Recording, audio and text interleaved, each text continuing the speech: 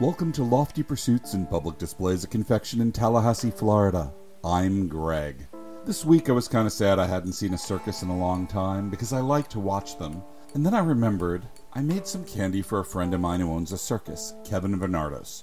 This was shot back in 2019, and for some reason I never edited that video. So I thought we'd time travel back and travel with Greg. This is part of our series where we go around the country visiting other candy makers and interesting people, sometimes making candy for them, and sometimes learning from them about how to make candy. In 2019, I went to St. Augustine and I visited Keven Vernardos, who owns the Venardos Circus, and for a surprise, I turned his logo into candy, and I spent a great day at the circus. St. Augustine is the oldest city in the United States. It was settled by Spain and was built around a 17th century Spanish fortress, Castillos de San Marcos. And just up the road is where the Venardos Circus is. And Keven Vernardos was a ringmaster also of Ringling, and is part of the singing ringmaster traditions. Come with me on a trip, and your senses will flip. At the circus we call home. Hold on tight for the ride, and let your heart be your guide. And who knows where we may roam. My friends and I have traveled around the globe in pursuit of adventure and thrills and some danger to boot. The treasure's immense, look on, we'll share the loot. Here at the circus we call home.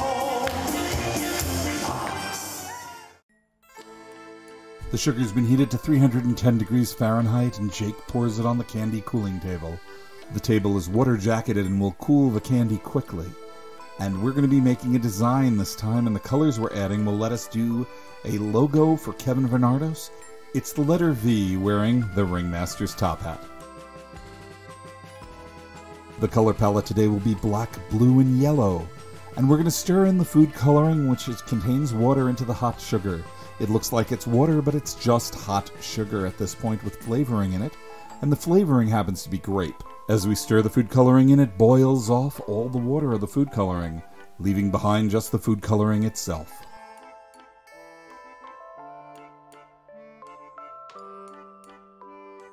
For a little sour, we're adding some citric acid.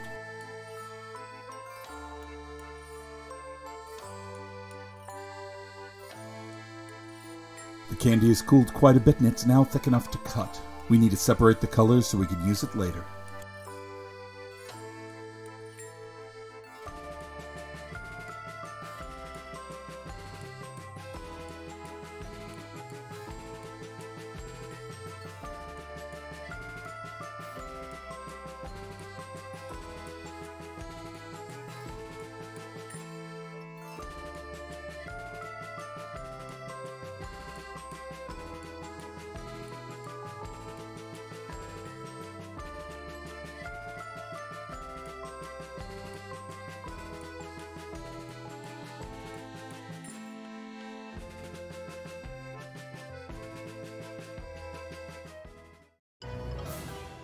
The background of this candy will be white, and we make white by pulling the candy on the candy hook. Every time the candy's folded, millions of air bubbles are trapped in the candy, and each of those air bubbles reflect light.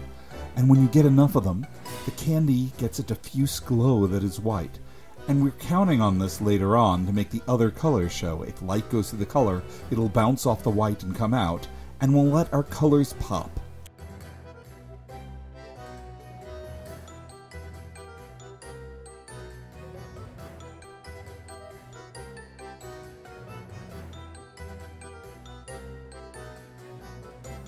If you want to try this candy for yourself, please just go to www.pd.net.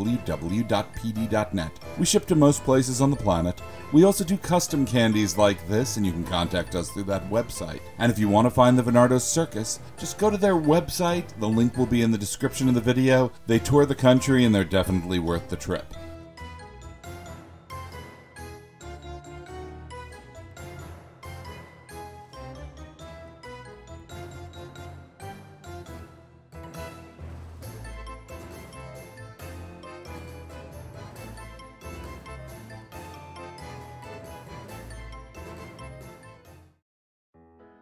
I'm going to start this design with the hat, and I'm going to build it starting with a little bit of blue to represent the sparkle in the hat and the logo.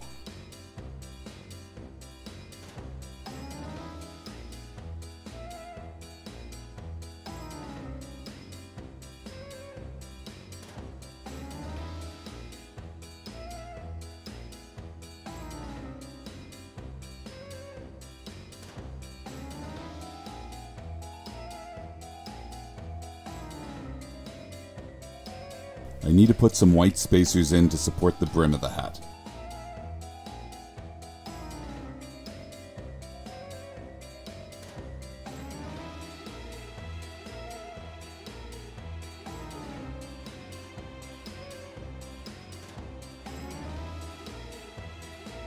The candy behaves as a non-Newtonian fluid, so as long as I keep pressure on it, it'll keep its shape.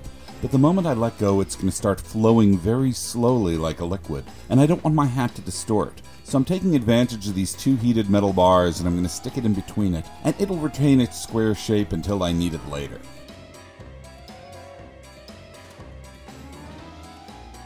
The next thing I'm going to make is the spiral on the end of the V. Now I know I can't make it integral with the shape itself, but I figure a disconnected spiral in this size will look great, and that's what I'm making here.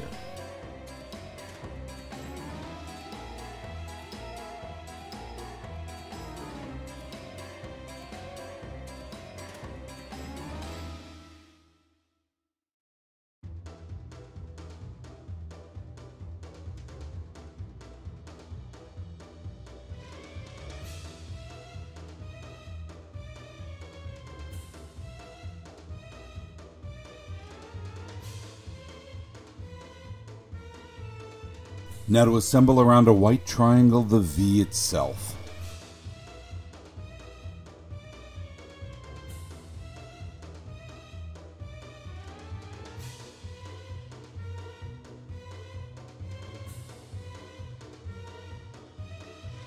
With the aid of a spacer, the hat and the spiral go on the top of the V.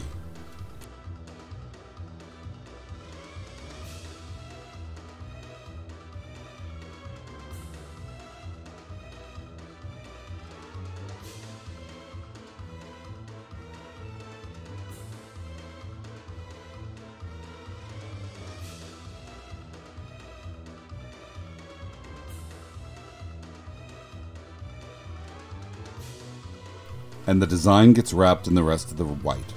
If you notice, to preserve scale, I had to make the V a little longer than the roll, but that's okay. None of that candy goes to waste. We cut off the scrap candy and we sell it in the store under the name Unicorn Droppings. We do not sell it online, but if you ever make it to Tallahassee, you can get some for yourself.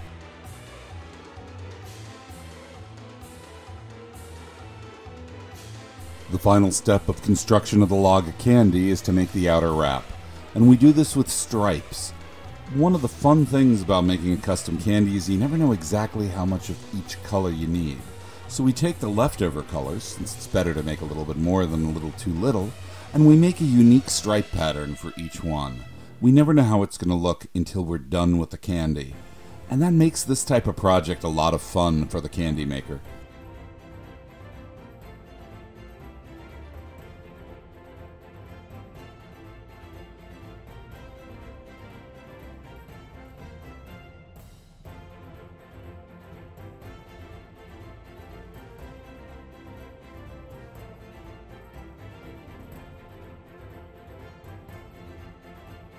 Now to get the candy into bite-sized bits, since we can't eat a log this big in diameter. And we need to taper the log down so we can stretch the artwork without distorting it. We start by doing this on the heating table, and we end up putting the taper on and cutting off the end once we develop the taper. The art in the end is always a bit distorted, so it's not really usable for art. But once again, this is the unicorn dropping I was talking about earlier in the video. It's a large lump of candy, and we sell it in the store, and they're delicious. Once the taper is on the candy, we can move the candy to the batch roller, where we make individual rods.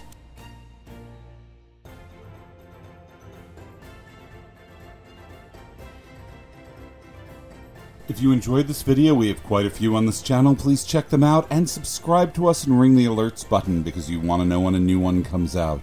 If you want more content, you can follow us on Facebook, Instagram, and Twitter, or you can listen to our weekly podcast, also called Lofty Pursuits, that you can get wherever podcasts are found. But if you do decide to listen to the podcast, do me a favor, skip, say, the first 13 or 14 episodes. I learned how to make a podcast at about that point. Now that we have cooled rods of candy, all we need to do is cut them into bite-sized pieces, and we do this on our Canval. Make sure you stay to the end of the video because I've got a circus surprise at the end. Two, in fact.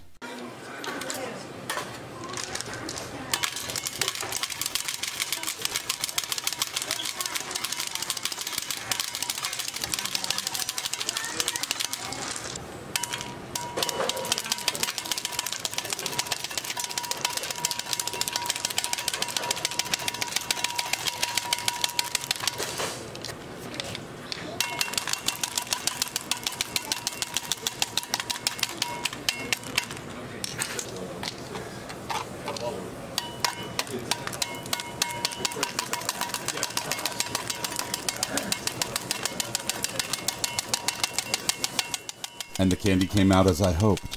But there's only one critic that matters. That's Keven Vernardos of the Venardos Circus. It's his candy, after all. Hi there, this is Keven Vernardos of the Venardos Circus, and I have in my hand a bag of Lofty Pursuits candy. My dear friend has made us a little package that said Venardos Grape, and he made this custom candy for us, and it's delicious. But because social media is filled with strange visuals and odds and ends, we thought we'd do something potentially stupid, which the best we could come up with is someone's going to try and take a piece of this candy, and I'm going to catch it in my mouth and hopefully not choke on it. It's delicious, by the way, but do be careful. This is not for very small children. 3, 2, 1. Yes! On the first actually possible attempt, we've made it into my mouth. Ladies and gentlemen, thank you all for joining us in this highly entertaining, I hope for you, experience. You gotta try some more of this candy. Now everyone's throwing it in their mouths. Look at this. Honestly, I don't know too many people that make like handmade things like this, and it's a wonderful little family, and they make really awesome candy. Buy some of it, okay? I think you can get. You can try all the candies at Lofty Pursuits at www.pd.net. pd.net for public displays of confection.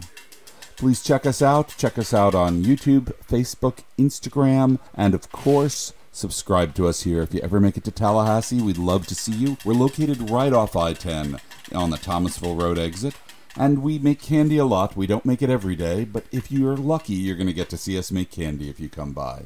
Thanks for watching, and we'll see you in the next video. This is possibly a cup of candy, talking the actual sort of size and mass.